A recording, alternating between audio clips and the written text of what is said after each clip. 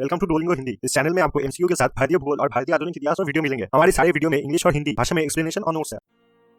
आज का पहला क्वेश्चन देखते हैं। Who of the following attended all three round table conferences? Option A B R. Ambedkar, option B M M. Malviya, option C Vallabh भाई पटेल या फिर ऑप्शन डी गांधी जी। निम्नलिखित में से कौन तीनों गोलमेज सम्मेलन में भाग लेता है? A B R. Ambedkar, B M M. Malviya, C Vallabh भाई पटेल या फिर डी गांधी जी। तो फिर पहले यहाँ पर पेन सिलेक्ट कर लेते हैं। तो अगर राउंड टेबल कॉन्फ्रेंस की बात की जाए तो टोटल में अगर देखा जाए तो 3 राउंड टेबल कॉन्फ्रेंस हुए थे। पहला हुआ था आपके 1930 में, नेक्स्ट हुआ था आपके 1931 में और फाइनल हुआ था आपके 1932 में। ये 3 राउंड टेबल कॉन्फ्रेंसेस हुए थे, जिसमें से पहला जो सेकंड जो राउंड टेबल कॉन्फ्रेंस था, यही सिर्फ एक राउंड टेबल कॉन्फ्रेंस था जो गांधी जी ने अटेंड किया था, और तीनों राउंड टेबल कॉन्फ्रेंसेस जो है अटेंड किया था आपके बी.आर. अम्बेडकर ने। तो यहाँ पर सही ऑप्शन होगा option A, doctor B R. Ambedkar.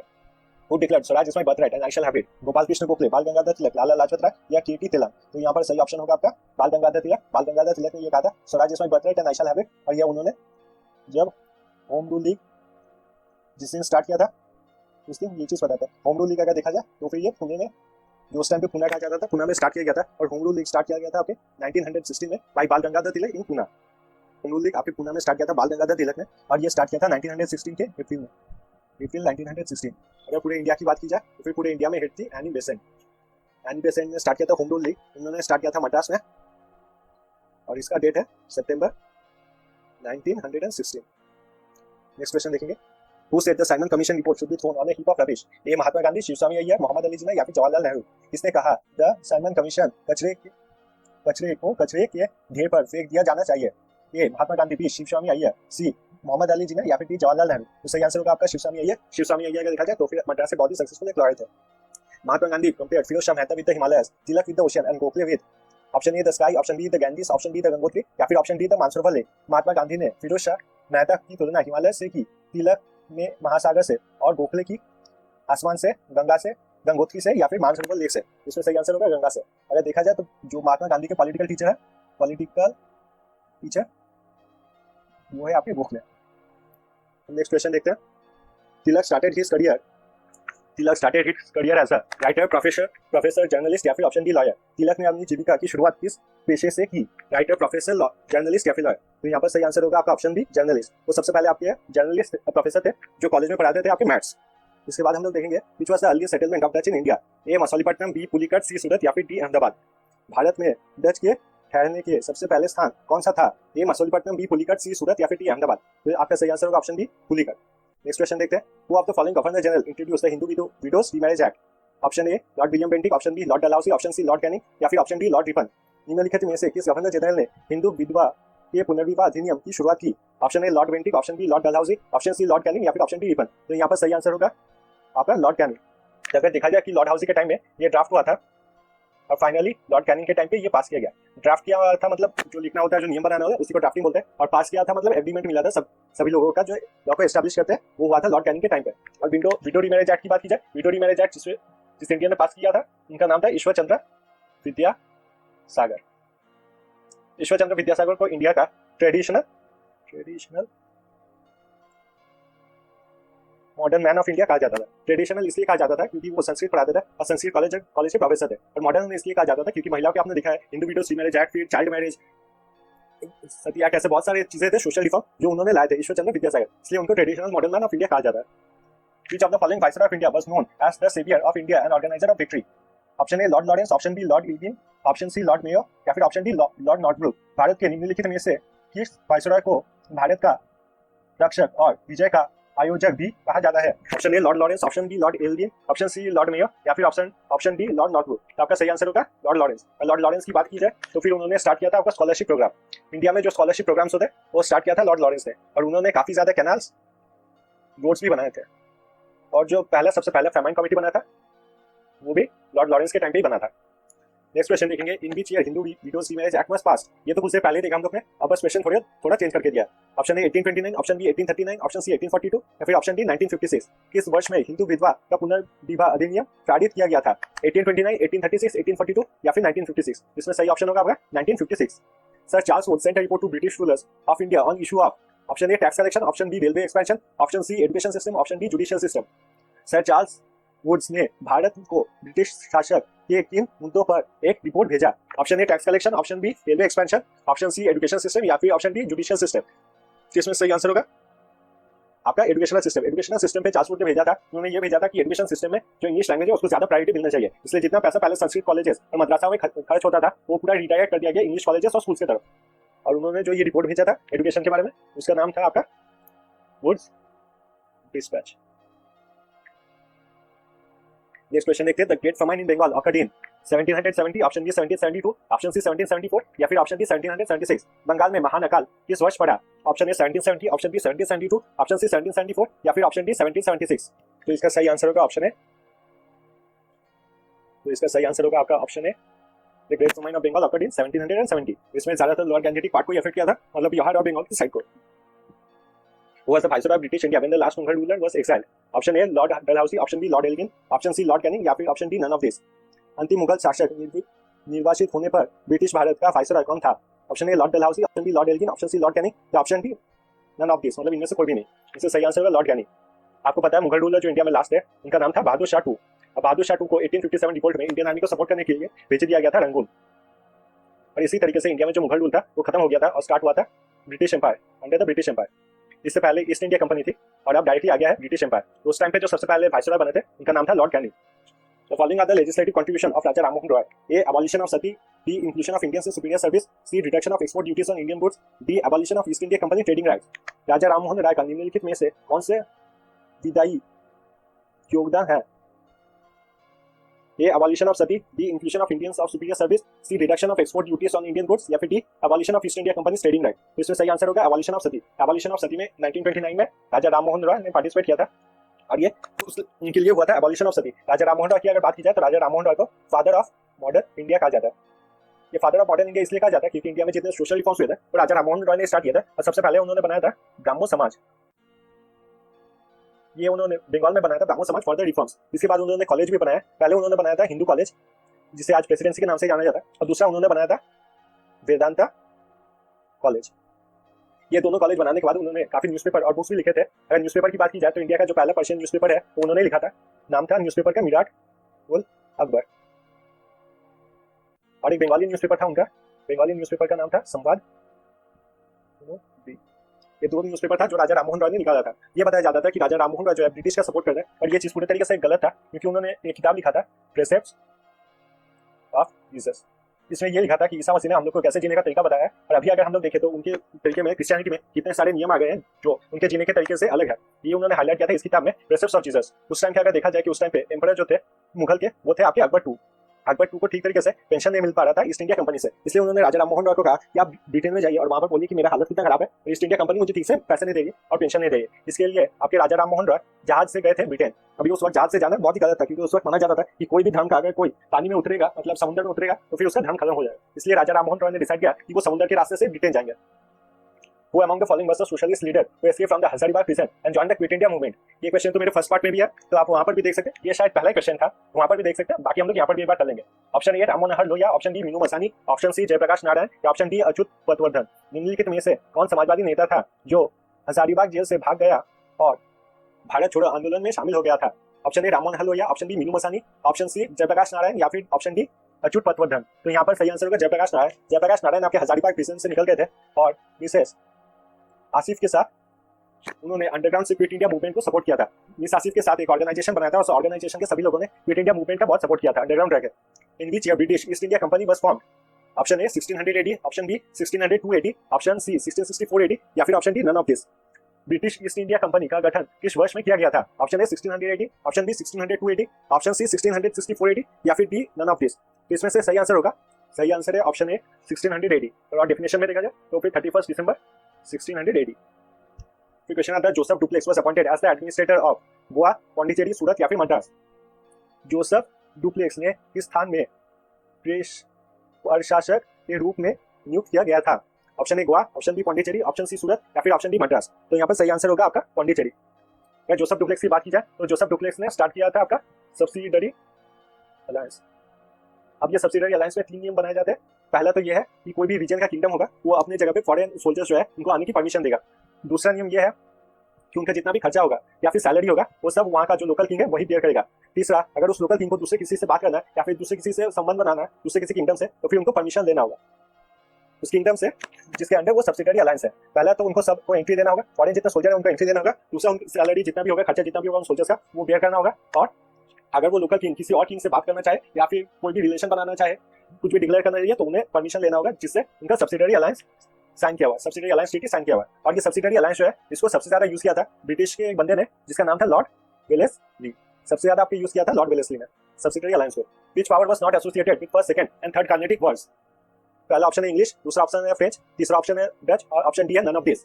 पहली, दूसरी और तीसरी कर्नाटक युद्ध, कार्नेटिक युद्ध में कौन से शक्ति नहीं जुड़े थी?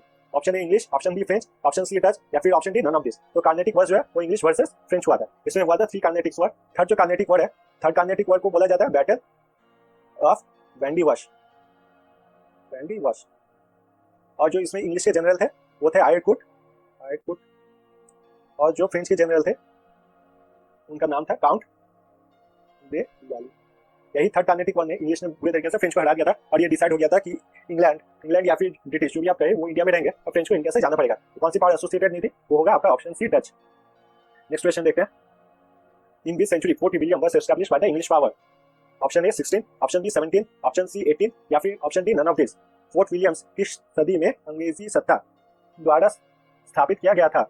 Option A 16 century, option B 17 century, option C 18 century या फिर option D none of the above. तो अगर फोर्ट विलियम की बात की जाए, फोर्ट विलियम बनना स्टार्ट हुआ था आपके 1696 में और इसको कंप्लीट होने में करीब आपका 100 इयर्स का टाइम लग गया था। तो 1696 को आपका सही आंसर होगा ऑप्शन बी 17 सेंचुरी। 1696 को कहा जाता है 17 सेंचुरी। आप इस बात से याद रख सकते हैं कि अभी 2020 चल रहा है, 2000 को कहा जाता है 21st सेंचुरी। तो हर एक साल जो रहता है 16 मान लीजिए, उसे कहा जाएगा 17 सेंचुरी। अगर 16 सेंचुरी कहा जाएगा तो फिर कोई साल होगा जो 1500 में, ऐसे ही चलते रहता है। फिर नेक्स्ट क्वेश्चन देखेंगे। Upon whom was the title Punjab Kesari conferred? Option A Bhagat Singh, option B Sardar Baldev Singh, option C Lala Lajpat Rai, option D Ranjit Singh. Punjab Kesari किसको नाम दिया गया था? Option A Bhagat Singh, option B Sardar Baldev Singh, option C आपका लाला लाजपत राय या फिर ऑप्शन डी आपका रंजीत सिंह। तो इसका सही आंसर होगा पंजाब केसरी बोला जाता है लाला लाजपत राय। अगर रेवोल्यूशन लीडर्स देखा जाए तो उनमें से लाला लाजपत राय एक थे, जो ट्रियो था उनमें से एक थे। ट्रियो का नाम था लाल, पाल और बाल। लाल से लाला लाजपत राय, पाल से बिपिन चंद्र पाल और बाल से बाल गंगाधर तिलक। जब 1906 में हम लोग देखे जिस सेशन में कांग्रेस अलग हो गया था, उसमें डिफरेंस इसी बात पे आया था। जो मॉडरेट लीडर्स था वो चाहते थे राज बिहारी घोष को लीडर बनाना। अब ये याद रखिए, राज बिहारी घोष अलग है और आप लोग जिसे सोच रहे राज बिहारी घोष वो अलग है। उन्होंने इंडियन इंडिपेंडेंस लीग बनाया था, बाद में जाके उन्होंने इंडियन नेशनल आर्मी भी बनाया था। इससे पहले हम लोग अगर देखें तो वो काफी रेवोल्यूशनरी एक्टिविटीज में इन्वॉल्व भी थे। वो थे आपके राज बिहारी घोष और ये थे आपके राज बिहारी घोष जो कि आपके मॉडरेट लीडर थे। तो जो 1906 का कांग्रेस सेशन हुआ था, तो सभी जो मॉडरेट लीडर्स थे वो चाहते थे कि राज बिहारी घोष को लीडर बनाया जाए। पर जितने भी रेवोल्यूशनरी लीडर्स थे वो चाहते थे लाला लाजपत राय को लीडर बनाया जाए। रेवोल्यूशन लीडर्स में भी जो सबसे पहले लाला लाजपत राय का नाम सजेस्ट कर रहे थे, वो सबसे ज्यादा प्रेशर दे रहे थे कि लाला लाजपत राय को ही बनना पड़ेगा। वो दो थे, एक थे आपके बाल गंगाधर तिलक और दूसरे आपके थे श्री अरविंदो घोष। इन दोनों ने बहुत प्रोटेस्ट किया था कि लाला लाजपत राय को बनना चाहिए था, पर लास्ट में राज बिहारी घोष वहां पर प्रेसिडेंट बन गए थे और इसकी वजह से दोनों जो पार्टी है उनमें झगड़ा हुआ था और आखिर का कांग्रेस में स्प्लिट हो गया था। Who said truth is the ultimate reality and it is what? A. Swami Vivekananda, B. Rabindranath Tagore, C. N. Gandhi या फिर डी. राधाकृष्णन। किसने कहा सत्य परम है और यही ईश्वर है? ए. स्वामी Vivekananda, B. Rabindranath Tagore, C. N. Gandhi या फिर डी. राधाकृष्णन। तो आपका सही आंसर होगा यहाँ option C Mahatma Gandhi. India is for India for the Indians was the political message of. Option A D. E. Wacha, option B Vivekananda, option C Dayanand, option D. Hume. भारतीयों के लिए भारत किस नेता का राजनीतिक संदेश था? Option A D. E. Wacha, option B Vivekananda, option C Dayanand Saraswati या फिर ऑप्शन डी. ह्यूम। इसमें सही आंसर होगा ऑप्शन सी दयानंद सरस्वती। तो दयानंद सरस्वती के बारे में अगर देखा जाए तो दयानंद सरस्वती ने बनाया था आर्य समाज। इनका दो स्टेटमेंट काफी फेमस है, एक तो है आपका इंडिया इज फॉर इंडियंस और दूसरा स्टेटमेंट है इनका बैक टू वेदास। अगर हम लोग वैदिक एज में देखें तो फिर सभी का इक्वलिटी था और महिलाओं के ऊपर इतना ज्यादा टॉर्चर नहीं होता था। और जितना हम लोग का डिफरेंस बनाया गया, दूसरे कास्ट बनाए गए, वो अकॉर्डिंग टू देयर वर्क बनाए जाते थे, किसका क्या काम होता था इसके ऊपर कास्ट बनाए जाते थे। और बाद में हम लोग देखेंगे बहुत सारी बुरी सोच और गंदी सोच सोसाइटी के अंदर आई, तो इसने सोसाइटी को बुरी तरीके से इंप्रूव कर दिया। महिला को घर में बंद कर दिया, अनटीचेबिलिटी स्टार्ट किया, कास्ट डिफरेंस स्टार्ट किया था। तो ये सब आर्य समाज नहीं मानती थी और दयानंद सरस्वती इसलिए बोलते थे कि हम लोग को वेदास के टाइम पे वापस जाना है। उनका दो मूवमेंट और था जो काफी फेमस हुआ था। एक था आपका गौकर निधि। गौ से मतलब है गाय माता और निधि से मतलब है ट्रेजर। ये जो गायों का स्लॉटर होता था इलीगल तरीके से, ये स्लॉटर बंद करने के लिए चलाया था उन्होंने गौकर निधि के साथ उन्होंने और एक मूवमेंट चलाया था जिसका नाम था आपका शुद्धि मूवमेंट। इसमें जो भी हिंदू को फोर्सिबली दूसरे धर्म में कन्वर्ट कर दिया जाता था वो होने से रोकते थे, वही था आपका शुद्धि मूवमेंट। और तीसरा चीज वो चाहते थे जो हिंदी लैंग्वेज है वो हिंदी लैंग्वेज इंडिया का नेशनल लैंग्वेज बन जाए। Who was among the revolutionaries who were hanged on the March 23, 1931? Bhagat Singh, आजाद, राजगुरु या फिर ऑप्शन डी सुखदेव। 23 मार्च 1931 को फांसी पर लटकाए गए तीनों क्रांतिकारी में से कौन नहीं थे? Option A Bhagat Singh, option B Chandrashekhar Azad, option C Rajguru या फिर ऑप्शन डी सुखदेव। तो यहाँ पर सही आंसर होगा आपका ऑप्शन बी चंद्रशेखर आजाद। अब अगर रेवोल्यूशन की बात की जाए तो भगत सिंह, राजगुरु, सुखदेव, चंद्रशेखर आजाद तो सभी जानते हैं। तो इन्होंने स्टार्ट किया था आपका Hindustan socialist public association. Hindustan socialist Republic association जब इन्होंने स्टार्ट किया था तब इन्होंने किया था आपका लाहौर कॉन्स्पिरेसी। लाहौर कॉन्स्पिरेसी में एक ब्रिटिश सोल्जर जॉन सॉन्डर्स को उन्होंने गोली मार दी थी क्योंकि उसने लाला लाजपत राय पर लाठीचार्ज किया था और लाला लाजपत राय वहां पर मर गए थे। तो इसलिए जॉन सॉन्डर्स को भगत सिंह और राजगुरु ने मिलकर जॉन सॉन्डर्स पे गोली चलाई दी और सुखदेव और चंद्रशेखर आजाद भी वहां पर प्रेजेंट थे, पर उनमें से किसी ने भी गोली नहीं चलाई दी। तो गोली सिर्फ भगत सिंह और राजगुरु ने चलाया था जॉन सॉन्डर्स के ऊपर। तो इसके बाद पुलिस ने काफी सर्च किया था पर भगत सिंह को वो पकड़ नहीं पाए थे। फिर वो पंजाब के एरिया में बहुत ज्यादा टॉर्चर करने लगे और सबको ये समझाने लगे कि भगत सिंह किसी के बारे में नहीं सोचता, इसलिए भगत सिंह सामने नहीं आ रहा। इसलिए भगत सिंह ने डिसाइड किया था कि वो खुद ब्रिटिश के पास सरेंडर करेंगे। इसलिए उन्होंने बटुकेश्वर दत्त के साथ लेजिस्लेटिव असेंबली में बम फेंक दिया था। लेजिस्लेटिव असेंबली में बम फेंकने बाद उन्होंने चिल्लाया था इनकलाब जिंदाबाद। उन्होंने बटुकेश्वर दत्त ने इनकलाब जिंदाबाद चिल्लाते हुए खुद को ब्रिटिश के हाथों में सरेंडर किया था।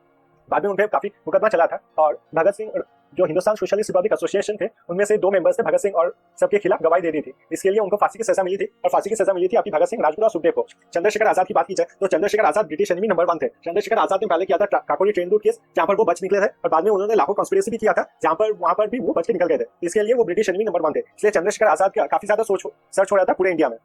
तब चंद्रशेखर आजाद अपने दोस्त से मिलने आए थे अल्फ्रेड पार्क में। चंद्रशेखर आजाद अपने दोस्त के साथ मिलने आए थे अल्फ्रेड पार्क में और उस दोस्त ने ब्रिटिशर्स को बता दिया था कि चंद्रशेखर आजाद अल्फ्रेड पार्क में आ रहे थे। इसलिए ब्रिटिशर्स ने अपने 3 गाड़ी फुल ऑफ पुलिस ऑफिसर्स भेजा था कि चंद्रशेखर आजाद को इस बार तो पकड़ना ही है। इसलिए उन्होंने अल्फ्रेड पार्क पूरी तरीके से घेर लिया था, चारों तरफ से घेर लिया था। अल्फ्रेड पार्क में जब उन्होंने चारों तरफ से घेर लिया था चंद्रशेखर आजाद को समझ में आ गया था कि वो बच नहीं सकते। इसलिए उन्होंने जितने ब्रिटिश ऑफिशियल्स है वे गोली चलाना स्टार्ट कर दिया था और ऐसे गोली चलाते हुए उन्होंने 5 जन ब्रिटिश ऑफिशियल को घायल भी कर दिया था। पर बाद में उनको आस्ते आस्ते समझ में आने लगा कि वहां से बच नहीं निकल सकते। इसलिए उनकी पॉकेट में हर वक्त एक गोली रहती थी कि अगर ब्रिटिश ऑफिशियल कभी भी उनको पूरी तरीके से घेर ले तो उस गोली से वो खुद को मार देंगे। तो उस दिन वो गोली उनके काम आ गई थी और अल्फ्रेड पार्क में उन्होंने सुसाइड कर लिया था। ऐसे चंद्रशेखर आजाद आजादी जिंदा थे और आजादी दुनिया से चल बसे थे। चंद्रशेखर आजाद की बात की जाए तो 14 साल की उम्र में उनको पुलिस ऑफिसर्स ने पकड़ा था और वहां पर बहुत ज्यादा टॉर्चर किया था उनपे। तो चंद्रशेखर आजाद ने ये प्रॉमिस किया था पुलिस ऑफिसर्स को कि इसके बाद अब कभी भी ब्रिटिशर्स उनको पकड़ नहीं पाएंगे और वो आजादी जिंदा थे और आजादी दुनिया से चले जाएंगे। अब नेक्स्ट क्वेश्चन देखेंगे, CR formula was formulated in which year? 1941, 1942, 1944 या फिर 1947? सीआर फार्मूला किस वर्ष में तैयार किया गया था? Option A 1941, option B 1942, option C 1944 या फिर ऑप्शन डी 1947। इसका सही आंसर होगा आपका ऑप्शन सी 1944। सीआर फार्मूला की बात की जाए तो फिर ये सी राजगोपाल ने बनाया था।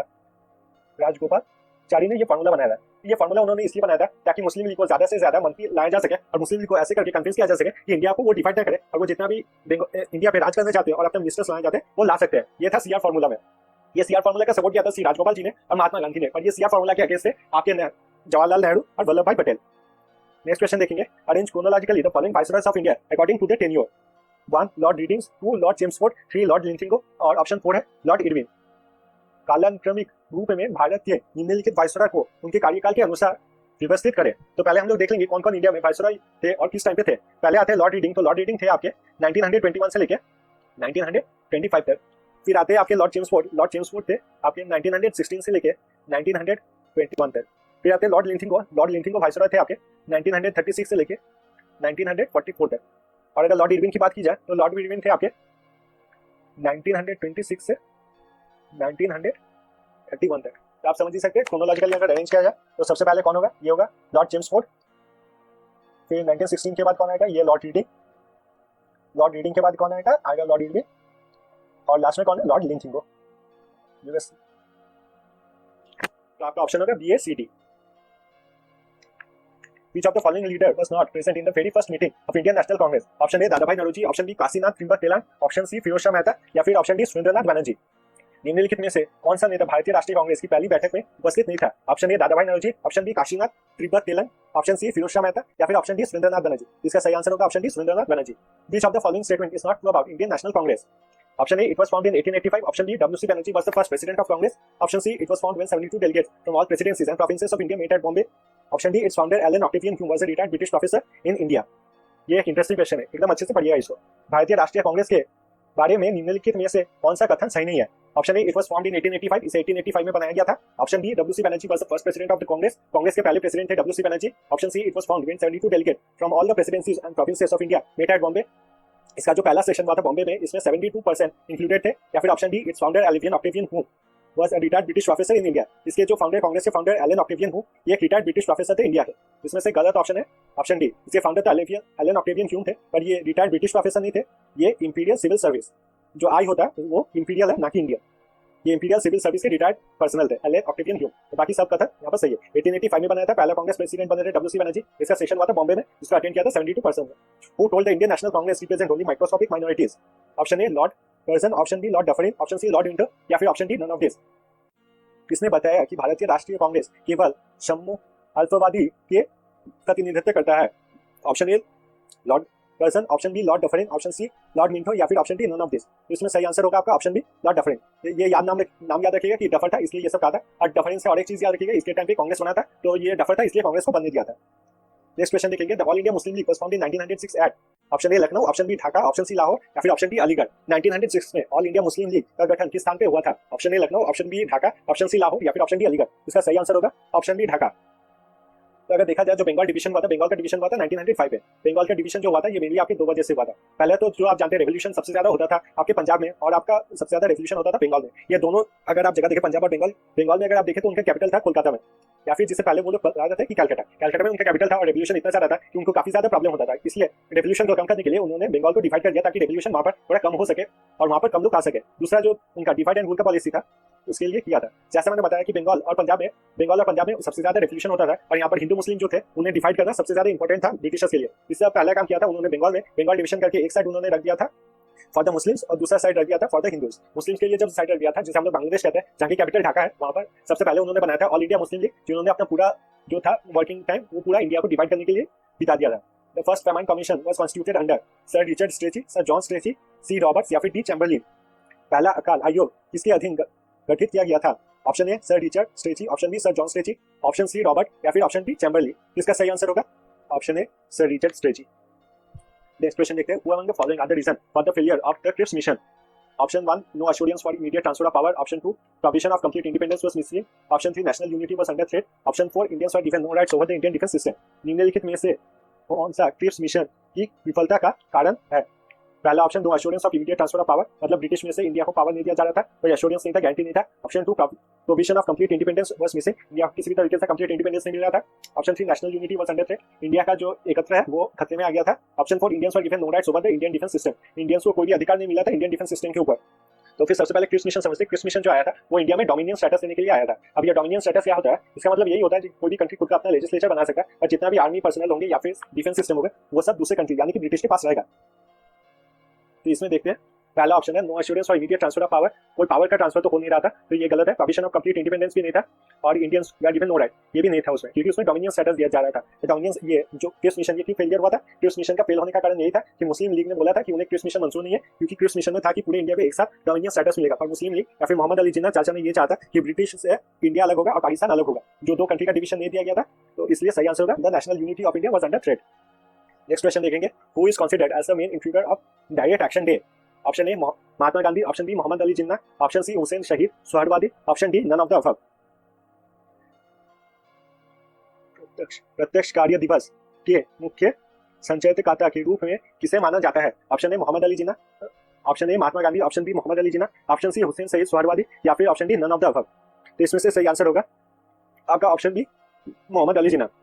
डायरेक्ट एक्शन डे अगर बताया जाए तो फिर डायरेक्ट एक्शन डे आपका बुलाया गया था 16 अगस्त को 1946 में। उस वक्त पे ब्रिटिश ने अरेंज किया था कि इंडिया में इलेक्शंस होंगे, तो इसमें मुस्लिम लीग ने भी पार्टिसिपेट किया था। और मुस्लिम लीग को इलेक्शन के बाद अच्छे से समझ आ गया कि अगर इंडिया को इंडिपेंडेंस मिला तो कांग्रेस ही पावर में आएगी, तो कांग्रेस अगर पावर में आए तो मोहम्मद अली जिन्ना कभी भी प्राइम मिनिस्टर नहीं बन सकते। इसलिए 16 अगस्त में उन्होंने मुस्लिम्स को डायरेक्ट एक्शन डे के लिए भड़काया था। डायरेक्ट एक्शन डे का मतलब होता है अगर आप हिंदुओं से अलग होना चाहते हैं, खुद का अगर आप नेशन बनाना चाहते हैं, तब आप लोग को डायरेक्टली एक्शन लेना होगा, क्योंकि ब्रिटिशर्स और हिंदू ये सब एकदम बिल्कुल भी नहीं चाहते। इसलिए उन्होंने डायरेक्ट एक्शन डे के लिए मुस्लिम्स को भड़काया था। इसमें उन्होंने कहा था कि या तो मैं भारत को पूरा बर्बाद कर दूंगा या फिर मैं भारत को अलग कर दूंगा, दोनों में से एक होगा इस डायरेक्ट एक्शन डे को। इस डायरेक्ट एक्शन डे को काफी ज्यादा दंगा हुआ था आपके बंगाल के एरिया में, इसे बुलाया था आपके मोहम्मद अली जिन्ना ने। फिर देखेंगे next question, who among the following was the founder of the Brahmo Sabha? Option A Debendranath Tagore, option B Raja Rammohan Roy, option C Keshab Chandra Sen, option D Shivnath Shastri. निम्नलिखित में से कौन ब्रह्म सभा का संस्थापक था? Option A Debendranath Tagore, option B Raja Rammohan Roy, option C Keshab Chandra Sen, option D Shivnath Shastri. तो ये तो बताइए, ऑप्शन बी होगा राजा Rammohan Roy. Raja Rammohan Roy was the founder of Brahmo Sabha. इसके बाद राजा राममोहन रॉय के चले जाने के बाद बने थे आपके द्वारकानाथ टैगोर। द्वारकानाथ टैगोर के चले जाने के बाद उनके बेटे बने थे देवेंद्रनाथ टैगोर। देवेंद्र नाथ टेगोर जब लीडर बने थे, देवेंद्र नाथ टेगोर को केशव चंद्र सेन के बारे में पता चला, तो उनको केशव चंद्र सेन से मिलकर बहुत ही अच्छा लगा और केशव चंद्र सेन को वो आचार्य बुलाते थे। आचार्य मतलब आपका टीचर होता है। पर बाद में केशव चंद्र सेन के साथ उनका काफी डिफरेंसेस क्रिएट हुआ। अगर हम लोग ब्राह्मण समाज की बात की जाए तो ब्राह्मण समाज ये सब जो सुपरस्टिशन होता है, आइडियल वर्शिप, मूर्ति पूजा, ये सब नहीं मानता था और वो हिंदू धर्म से चलता था। पर केशव चंद्र सेन चाहते थे कि जो ब्राह्मण समाज है वो इंडिया में सभी धर्म जो है, धर्म और नियम है, सभी उनमें इंक्लूड हो। और मेनली वो केशव चंद्र सेन ये चाहते थे कि क्रिश्चियन एजुकेशन जो है, क्रिश्चियन कल्चर जो है वो आपके ब्राह्मण समाज में इंक्लूड हो। तो ये देवेंद्र नाथ टेगोर को बिल्कुल भी पसंद नहीं था। अब देवेंद्र नाथ टेगोर ने अपना एक अलग इंस्टीट्यूशन बनाया। देवेंद्र नाथ टेगोर ने अलग एक इंस्टीट्यूशन बनाया था ब्राह्मण समाज में, जिसका नाम था आपका आदि ब्राह्मण समाज। अगर केशव चंद्र सेन की बात की जाए तो केशव चंद्र सेन ने जो इंस्टीट्यूशन बनाया था उसका नाम था भारत वर्षीय ब्राह्मण समाज। अब अगला क्वेश्चन देखते हैं। Which among the following famine is considered as a man-made famine? Option A, famine of North India in 1876. Option B, Bengal famine in 1943. Option C, Madras famine of 1866. या फिर option D, none of the above. निम्नलिखित में से कौन सा अकाल मानव निर्मित अकाल माना जाता है? Option A, famine of North India of 1876. Option B, Bengal famine of 1943. Option C, Madras famine of 1866. या फिर option D, none of the above. में से कोई भी नहीं। तो इसमें सही आंसर होगा आपका बेंगल फमाइन। जो फमाइन होता है वो अकाल इसलिए पड़ता है कि अगर नेचुरल तरीके से देखा जाए तो बारिश नहीं होता, या फिर सॉइल बहुत खराब हो जाता है, या फिर कोई अर्थक्वेक होता है, या किसी रोग जो नेचुरल कारण से होता है, खाना नहीं मिलता, उसे कहते हैं नेचुरल कॉज से फमाइन होना। पर यहाँ पर मैन मेड फमाइन किया गया था। जो वहाँ के प्राइम मिनिस्टर थे चर्चिल, वो हिटलर से कोई कम जानवर नहीं थे, वो हिटलर से भी बड़े जानवर थे चर्चिल। उन्होंने जानबूझ के इंडिया में खाना नहीं पहुंचाया, काफी बंगाल में खाना नहीं पहुंचाया, इसलिए ताकि जो वर्ल्ड वॉर 2 में लड़ाई कर रहे हैं उनके लिए सोल्जर्स के लिए खाना बचे। और ये बंगाल फमाइन में मिलियंस ऑफ पीपल्स मारे गए थे। Which of the following joined Mir Qasim and Sujauddaulah in declaring war upon the English East India Company and was later defeated by the British at the Battle of Buxar? Option A, Farrukhsiyar. Option B, Jalandhar Shah. Option C, Muhammad Shah. Option D, Shah Alam II. निम्नलिखित में से किसने मीर कासिम और शुजाउद्दौला को अंग्रेजी east India company पर युद्ध की घोषणा करने में शामिल किया और बाद में बक्सर की लड़ाई में अंग्रेजों से हार गए? तो इसका होगा option Shah Alam II। Option D, Shah Alam II। अगर देखा जाए तो मीर कासिम और शुजाउद्दौला ने शाह आलम II के साथ मिलकर ब्रिटिश के ऊपर अटैक किया था। ब्रिटिश अगर देखा जाए तो वहाँ पर जो जनरल थे उनका नाम था आपका हेक्टर मुंगो। इस बैटल ऑफ बक्सर में जब अब बैटल ऑफ बक्सर याद रख सकते हैं कि ब्रिटिश के साथ इंडिया का बॉक्सिंग मैच हुआ था, इसी को कहा जाता है बैटल ऑफ बक्सर। इस बैटल में ब्रिटिश ने इंडियंस को हरा दिया था और इससे मतलब ब्रिटिश लोगों ने काफी अच्छे तरीके से इंडिया में उनका स्थापत्य बन गया था। अगला क्वेश्चन देखेंगे। In which year Sirajuddaula captured Fort Williams? Option A 1755, option B 1756, option C 1757 या फिर option D none of this. किस वर्ष में सिराजुद्दौला ने फोर्ट विलियम्स पर कब्जा कर लिया? Option A 1755, option B 1756, option C 1757 या option D none of this. इसका सही आंसर होगा आपका ऑप्शन डी 1756। अगर देखा जाए ब्रिटिशर्स तब इंडिया पे आए थे, तब इंडिया में आए थे एज अ ट्रेडर्स, पर उन्होंने कलकत्ता में जब फोर्ट विलियम बनाना स्टार्ट किया उस चीज को सिराजुद्दौला को पसंद नहीं आया। तो उनको ये समझ आया कि ब्रिटिशर्स अगर सिर्फ यहाँ पर ट्रेड करने आए तो उनको क्या जरूरत है इंडिया में आके फोर्ट बनाने का। इसलिए उन्होंने ब्रिटिशर्स को मना किया था कि वो फोर्ट डॉलर में लिख दिया, सॉरी फोर्ट डॉलर नहीं होगा, ये होगा आपका फोर्ट विलियम्स। तो उन्होंने ब्रिटिशर्स को मना कर दिया था कि फोर्ट विलियम्स को वहाँ पर कलकत्ता में ना बनाए, तो ब्रिटिशर्स ने उनकी बात नहीं सुनी थी और इसलिए सिराजुद्दौला ने अटैक कर दिया था ब्रिटिशर्स के ऊपर और ब्रिटिशर्स को बुरी तरीके से फोर्ट विलियम्स में हरा दिया था। For how many times Mir Jafar emerged as the nawab of Bengal? Option A once, option B twice, option C thrice, option D none of this. Mir Jafar कितनी बार बंगाल के नवाब के रूप में उभरे? Option A once, option D twice, option C thrice या फिर option D none of this. इसका सही आंसर होगा ऑप्शन बी ट्वाइस।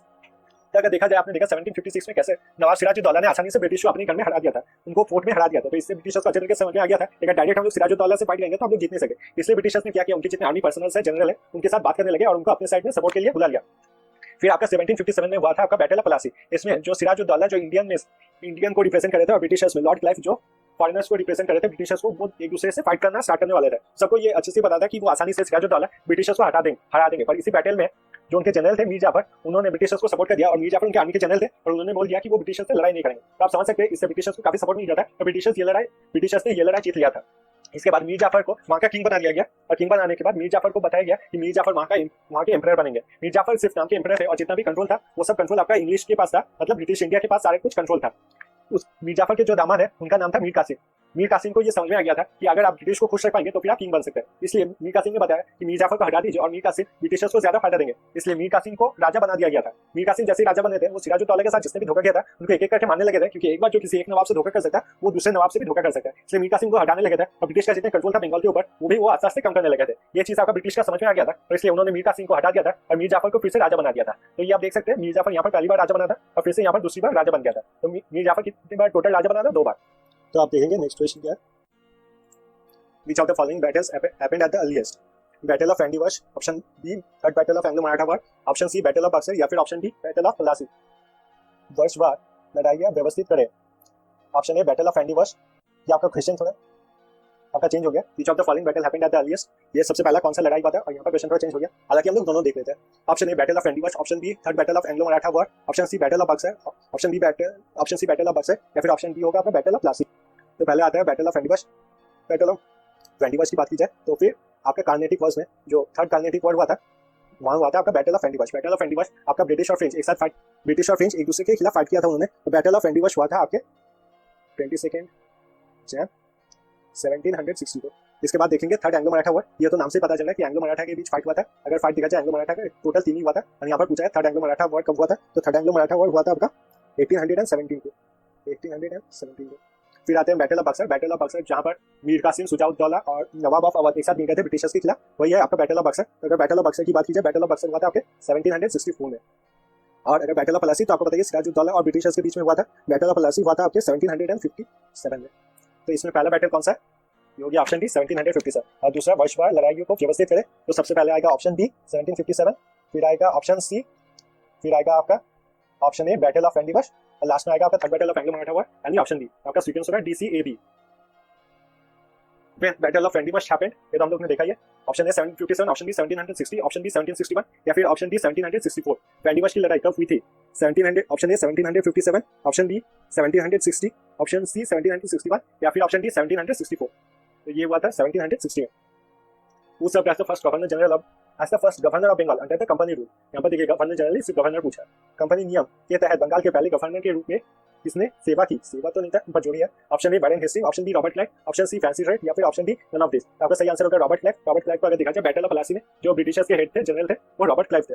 उनको सिलेक्ट किया गया था as the governor of Bengal. The doodle line agreement between India and Afghanistan was approved in which year? Option A 1889, option B 1891, option C 1893 या फिर option D 1895। Bharat और अफगानिस्तान के बीच डूडन रेखा समझौता को किस वर्ष में मंजूरी दी गई थी? Option A 1889, option B 1891, option C 1893 या फिर ऑप्शन डी 1895। ये किया गया था 1893। इसमें ब्रिटिशर्स को रिप्रेजेंट किया था आपके एम डूडन ने और अफगानिस्तान की तरफ से आए थे अफगानिस्तान के सुल्तान। उन्होंने डिसाइड किया था इंडिया और अफगानिस्तान के बीच में बॉर्डर कहाँ खींची जाएगी। Which one of the following has not been correctly matched? Option A permanent settlement Lord Cornwallis, option B subsidiary system of alliance Lord Wellesley, option C doctrine of lapse Lord Dalhousie या फिर option D first partition of Bengal Lord Irwin. निम्नलिखित में से कौन सा सही ढंग से मेल नहीं खाता है?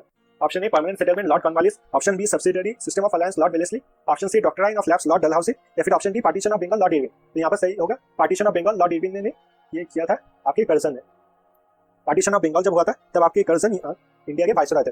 अगर बात की जाए परमानेंट सेटलमेंट की तो ये टैक्स सिस्टम है, एग्रीकल्चरल टैक्स सिस्टम। अगर एग्रीकल्चरल टैक्स सिस्टम की बात की जाए तो 3 तरीके के टैक्स सिस्टम होते हैं। एक था परमानेंट सेटलमेंट जिसे कहा जाता था जमींदारी सिस्टम, दूसरा था आपका रियोतवाड़ी सिस्टम, और तीसरा था आपका महलवाड़ी सिस्टम। पहले समझते हैं जमींदारी सिस्टम। जो जमींदारी सिस्टम था उसमें से फार्मर से जमींदार टैक्स कलेक्ट करते थे, टैक्स का एक हिस्सा अपने पास रख देते थे, बाकी ब्रिटिशर्स को दे देते थे। यही था आपका जमींदारी सिस्टम। रियोतवाड़ी सिस्टम अगर फार्मर्स को रियोत बोला जाता था और फार्मर्स को इंडिविजुअल तरीके से उससे जाकर ये टैक्स देना पड़ता था ब्रिटिशर्स को, ऐसे ही कहा जाता था रियोतवाड़ी सिस्टम। फिर लास्ट में आता है महलवाड़ी सिस्टम। अगर महलवाड़ी सिस्टम की बात की जाए तो पहले के दिन में जो पूरा गाँव होता था उसको पूरे गाँव को कहा जाता था महल, पूरे गांव को कहा जाता था महल। तो महलवाड़ी सिस्टम में जो गांव के हेड थे उनको पूरा टैक्स कलेक्ट करना पड़ता था और ब्रिटिशर्स को जाके टैक्स देना पड़ता था। वही था आपका महलवाड़ी सिस्टम। सब्सिडियरी अलायंस में मैंने आपको बताया। अब ये डॉक्ट्रिन ऑफ लैप्स क्या होता है? According to doctrine of lapse ये नहीं बनाया गया था कि कोई भी अगर राजा होगा, राजा का अगर खुद से कोई बेटा नहीं होगा तो फिर वो किंगडम चला जाएगा आपका ब्रिटिश के पास। अगर उसके पास कोई अडॉप्टेड सन होगा या फिर वो अपनी बेटी को अगर क्वीन बनाना चाहता है या डॉटर रहा और उनको क्वीन बनाना चाहता है तो वो नहीं कर सकता, वो एम्पायर डायरेक्टली चला जाएगा ब्रिटिश के पास। ये स्टार्ट किया था आपके डलहौसी में। और फर्स्ट पार्टीशन ऑफ बंगाल आपकी इरविन ने ये आपकी किया था कर्जन ने 1905 में। अगला क्वेश्चन देखते हैं। Who said the Congress is tottering to its fall and one of my great ambitions while in India is to assist it to a peaceful demise? Option A Lord Curzon, option B Lord Dufferin, option C Lord Minto या फिर option D none of this. किसने कहा कि कांग्रेस अपने पतन की ओर हश्र कर रही है और मेरी एक बड़ी महत्वाकांक्षा है जबकि भारत में इसे एक शांतिपूर्ण निधन में सहायता करना है? ये कहा था आपके कर्जन ने। कर्जन ने ये कहा था क्योंकि 1906 में कांग्रेस डिवाइड हो गया था और यही ये चाहते थे कि कांग्रेस का ज्यादा डिवीजन हो और कांग्रेस पूरी तरीके से खत्म हो जाए। इस स्टेटमेंट को कहा था आपके लॉर्ड कर्जन ने। अगला क्वेश्चन देखते हैं। Who said that Mahatma Gandhi that Indian National Congress is a begging institute? Option A Mahatma Gandhi, option B Bipin Chandra Pal, option C Bal Gangadhar तिलक या ऑप्शन डी अरविंदो घोष। किसने कहा कि भारतीय राष्ट्रीय कांग्रेस एक भीख मांगने वाली संस्था है? Option A Mahatma Gandhi, option B Bipin Chandra Pal, option C Bal Gangadhar तिलक या फिर ऑप्शन डी अरविंदो घोष। अगर कांग्रेस की बात की जाए तो फिर कांग्रेस 2 हिस्से में डिवाइड था। एक था आपके मॉडरेट लीडर्स और एक थे आपके रेवोल्यूशनरी लीडर्स। मॉडरेट लीडर्स आपके गणतंत्र नेता थे और रेवोल्यूशनरी जो नेता थे वो आपके गणतंत्र नेता थे। वो मानते थे कि रेवोल्यूशन करके इंडिया से ब्रिटिशर्स को इंडिया से हटाना पड़ेगा और मॉडरेट लीडर्स अपना पीस रैली शांति बातों से ब्रिटिशर्स को इंडिया से हटाना चाहते थे। तो रेवोल्यूशन लीडर्स की अगर बात की जाए, रेवोल्यूशन लीडर्स में एक टॉप के लीडर थे आपके अरविंदो घोष। तो अरविंदो घोष ने इंडियन नेशनल कांग्रेस को इंसल्ट करते हुए बोला था कि इंडियन नेशनल कांग्रेस जो है वो एक बेगिंग इंस्टीट्यूट है। मतलब इंडियन नेशनल कांग्रेस सिर्फ भीख मांग सकती है ब्रिटिश से कि आप ये कर दीजिए और आप वो कर दीजिए। और एक चीज अरविंदो घोष ने और एक जर्नल लिखा था जिसका नाम था new lamps for the old. इसका मतलब ये था कांग्रेस जो था, कांग्रेस अब एक पुराने सोच विचार से आगे बढ़ रहा था और पहले के सोच विचार से शांतिमय से आगे बढ़ रहा था, पर ये टाइम हट गया था। अभी कांग्रेस को जरूरत था एक न्यू दिशा की, एक न्यू रे ऑफ लाइट की। अगर पुराने टाइम की बात की जाए तो पुराने सोच की बात सबसे ज्यादा फैलाया था आपके महात्मा गांधी ने, जवाहरलाल नेहरू ने, वल्लभ भाई पटेल ने और राजेंद्र प्रसाद ने, जिन्होंने आप देखेंगे कि कांग्रेस पूरा वो कोर कमेटी मेंबर्स बने हुए थे। कांग्रेस में ज्यादातर जो डिसीजन होता है वो यही पास करते थे। पीछे of the following leader was not moderate, इनमें से कौन से लीडर मॉडरेट लीडर नहीं थे या फिर नरम नेता नहीं थे? A Dadabhai Naoroji, option B Ananda Charlu, option C Bipin Chandrapal, option D Madan Mohan Malviya. इसमें सही ऑप्शन होगा आपका ऑप्शन सी बिपिन चंद्रपाल। जैसा कि मैंने पहले बताया था, जितने भी रेवोल्यूशन लीडर्स थे वो 3 जन को अपने लीडर मानते थे या फिर अपने आइडल मानते थे। पहला था आपका लाल बाल और पाल। लाल पाल बाल से भी आप याद रखें कि लाल बाल पाल, जो भी आपको याद रखने में आसानी हो, इसमें कोई भी गलत नहीं होता। लाल से मतलब है लाला लाजपत राय, बाल से बाल गंगाधर तिलक और पाल से है बिपिन चंद्रपाल। जो फॉर्मेशन हुआ था आपका लाल पाल और बाल, ये इसलिए फेमस हुआ था क्योंकि एक न्यूज़पेपर में इन तीनों का फोटो लगाया गया था और ये इसी सीक्वेंस में बैठे हुए थे। तो इसीलिए यूजुअली जो किताब में आप देखेंगे लाल पाल बाल लिखा जाता है, पर कोई भी नाम अगर आप आगे लेंगे और पीछे लेंगे उससे कोई भी डिफरेंस नहीं पड़ता। वो तीनों लीडर रेवोल्यूशन लीडर से और अपनी पूरी जिंदगी उन्होंने इंडिया के फ्रीडम स्ट्रगल के लिए जिया था। इंडिया के फ्रीडम स्ट्रगल के लिए उन्होंने अपनी आखिरी सांस छोड़ी थी। Which of the following is not true about Bal Gangadhar Tilak? Option A, he wrote Gita Rahasya, option B, he started Ganpati festival in 1893, he launched a newspaper Kesari in English, या फिर option D, he started home rule league in 1916। ये भी एक important question है, interesting question है, ये भी आप एक बार ठीक से पढ़ लीजिएगा। बाल गंगाधर तिलक के बारे में निम्नलिखित में से कौन सा सही नहीं है? Option A, he wrote Gita Rahasya, option B, he started Ganpati festival in 1893, option C, he launched a newspaper Kesari in English, या फिर he started home rule league movement. इसमें गलत है आपका, he launched a newspaper Kesari in English. Kesari उन्होंने न्यूज़पेपर निकाला था पर वो इंग्लिश में नहीं था, वो मराठी लैंग्वेज में था। और एक न्यूज़पेपर उनका निकलता था, उसका नाम था मराठा, वो न्यूज़पेपर आपके इंग्लिश लैंग्वेज में था। बाकी स्टेटमेंट तो बिल्कुल सही है। उन्होंने किताब लिखा था जिसका नाम था गीता रहस्य। उन्होंने गणपति फेस्टिवल और शिवाजी फेस्टिवल स्टार्ट किया था ताकि इंडिया में नेशनलिज्म ज्यादा से ज्यादा फैले। शिवाजी फेस्टिवल और he started the home rule league movement, जो कि आपको पता है कि महाराष्ट्र में वो हेड बने थे और ऑल ओवर इंडिया का जो ब्रांच बना था, जो मद्रास में ब्रांच बना था, वो बनाया था आपके एनी बेसेंट ने, और ऑल ओवर इंडिया संभालती थी एनी बेसेंट, और सिर्फ महाराष्ट्र देखते थे होम रूल लीग मूवमेंट में बाल Gangadhar Tilak. Who started the English weekly New India. Option A Lala Lajpat Rai, option B Bipin Chandrapal, option C Dadabhai Naoroji, या फिर ऑप्शन डी मदन मोहन मालवीय। अंग्रेजी संपादिक न्यू इंडिया की शुरुआत किसने की? Option A Lala Lajpat Rai, option B Bipin Chandrapal, option C Dadabhai Naoroji, या फिर ऑप्शन डी मदन मोहन मालवीय। तो यहाँ पर सही आंसर होगा बिपिन चंद्रपाल। इस बात से याद रख सकते हैं कि न्यू इंडिया उन्होंने इसलिए चलाया था कि पहले जो इंडिया था वो मॉडरेट तरीके से चलता था और ब्रिटिशर्स की सारी बात मानता था, और वो चाहते थे इंडिया एक नई सोच की तरफ आगे बढ़े और रेवोल्यूशन के थ्रू अपना जो इंडिपेंडेंस है वो ब्रिटिशर्स से छीन ले। और एक दूसरी इंपॉर्टेंट बात, जो न्यू इंडियन न्यूज़पेपर है, न्यू इंडियन न्यूज़पेपर आपकी एनी बेसेंट भी निकालती थी। एनी बेसेंट जो न्यू इंडियन न्यूज़पेपर निकालती थी वो हर दिन निकलता था, और बिपिन चंद्रपाल जो न्यूज़पेपर निकालते थे वो वीकली था, उसका भी नाम आपका न्यू इंडिया था, और एनी बेसेंट का न्यूज़पेपर का नाम भी आपका न्यू इंडिया था। When was the Congress split? Option A Surat session in 1906, at Banaras session in 1905, at Madras in 1906, या फिर एट लाहौर इन 1909। कांग्रेस का विभाजन कब हुआ? Option A at Surat session in 1906, option B at Banaras session in 1905, option C at Madras in 1908, at Lahore in 1909। ये तो आपको पता है, सूरत सेशन 1906, और ये डिवीजन क्यों हुआ था ये भी आपको पता है। When was the non-cooperation movement got momentum under the leadership of Mahatma Gandhi and the Indian National Congress? Option A 1922 option B 1922 to 1924, option C 1987 to 1989, या फिर ऑप्शन डी 1990 to 1992। तो ये ऑप्शन डी तो गलत हो गया, ये तो कोई भी समझ सकता है। महात्मा गांधी और भारतीय राष्ट्रीय कांग्रेस के नेतृत्व में इस असहयोग आंदोलन की गति कब मिली? Option A 1922 to 1922, option B 1922 से 1924, ऑप्शन सी 1987 से 1989, और ऑप्शन डी तो गलत है। इसमें सही होगा आपका ऑप्शन ए 1922 to 1922। तो देखा जाए 1920 में जब नॉन कॉर्पोरेशन मूवमेंट स्टार्ट हुआ था, ये स्टार्ट हुआ था आपके पहले अगस्त 1922 में। इस दिन आपके बाल गंगाधर तिलक हम लोग को छोड़ के चले गए थे। बाल गंगाधर तिलक हम लोग को छोड़ के इस दुनिया से चले गए थे। और 1902 में अगर देखा जाए, 1902 में जो चल रहा था मूवमेंट वो रोका गया था भाई महात्मा गांधी। महात्मा गांधी ने इसलिए रोका था कि हुआ था आपका चौरी चौरा इंसिडेंट। चौरी चौरा अगर देखा जाए तो उत्तर प्रदेश में एक छोटा सा गांव है, वहां पर जब मूवमेंट चल रहा था और वहां पर जब प्रोटेस्टर्स जा रहे थे तब वहां के कुछ पुलिस ऑफिसर्स ने उन पर लाठीचार्ज किया था। तो इससे क्राउड पूरा गुस्सा हो गई थी, और जितने पुलिस ऑफिसर्स थे उनको जेल में भर, उनको पुलिस स्टेशन में भर के फिर पुलिस स्टेशन में आग लगा दिया था, और इसलिए महात्मा गांधी ने इस मूवमेंट को रोका था। अब चलिए देखते हैं next question. In which year Rowlatt act was passed? Rowlatt act किस वर्ष में पारित किया गया था? Option A 1918, option B 1919, option C 1921, या फिर ऑप्शन डी 1925। जिसका सही आंसर होगा 1919। ये मार्च 1919 को राउलेट एक्ट पास किया गया था। राउलेट एक्ट में ये नियम बनाया गया था कि किसी भी इंडियन को कभी भी जेल में भरा जा सकता है, और इसके लिए कोई भी कोर्ट में ट्रायल देने की जरूरत नहीं है, और उन्हें जेल में रखा जा सकता है। कोई भी घर में सर्चिंग भी किया जा सकता है, उसके लिए भी सर्च वारंट की जरूरत नहीं है। तो इसीलिए राउलेट एक्ट को ब्लैक एक्ट भी कहा जाता है। आज का लास्ट क्वेश्चन देखेंगे, या फिर सीरीज का जो 150 क्वेश्चन का हम लोग सीरीज कर रहे हैं उसका लास्ट क्वेश्चन देखेंगे। इन which year was the Indian National Congress was form? 1885, 1905, 1911, या फिर 1913। भारतीय राष्ट्रीय कांग्रेस का गठन किस वर्ष में किया गया था? Option A 1885, option B 1905, option C 1911, या फिर ऑप्शन डी 1913। ये सबको पता ही होगा 1885 में किया गया था कांग्रेस का फॉर्मेशन। इंडियन नेशनल कांग्रेस जो नाम था वो आके दिया था दादा भाई नौरोजी ने। इंडियन नेशनल कांग्रेस को जो पहले प्रेसिडेंट बने थे आपके WC बनर्जी, और जो पहला सेशन हुआ था, ये पहला सेशन हुआ था आपके बॉम्बे में, मुंबई, उस टाइम को बॉम्बे कहा जाता था। तो ये 150 का जो क्वेश्चन का सीरीज है ये यहीं पे खत्म होता है। अगर आपको वीडियो अच्छा लगा तो काइंडली लाइक कीजिए। अगर आप मेरे चैनल पे नए आए हैं तो चैनल को काइंडली सब्सक्राइब कीजिए, इससे मुझे काफी सपोर्ट मिलता है। और इंडियन जो मॉडर्न हिस्ट्री के बाकी 2 सीरीज है जिसमें 50-50 करके क्वेश्चन दिया हुआ है वो आपको डिस्क्रिप्शन में मिल जाएंगे, उसका लिंक मैंने डिस्क्रिप्शन में दे दिया। तो ये वीडियो देखने के लिए थैंक यू सो मच और मिलेंगे अगले वीडियो में।